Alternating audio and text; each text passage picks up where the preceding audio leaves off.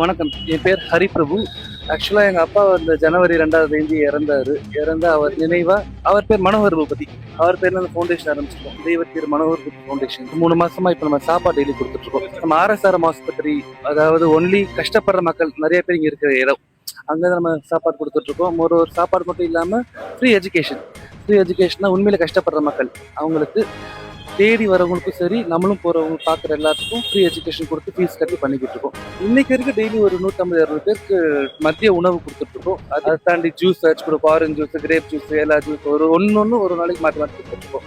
ஏதோ நம்மளால முடிஞ்ச அளவுக்கு ஆரம்பத்துக்கு இனிஷியேட் பண்றோம். நிறைய இடத்துல சாப்பாடு தரணும், நிறைய பேர் இன்னும் படிக்க வைக்கணும், நல்லா பண்ணணும் ஒரு விருப்பம்.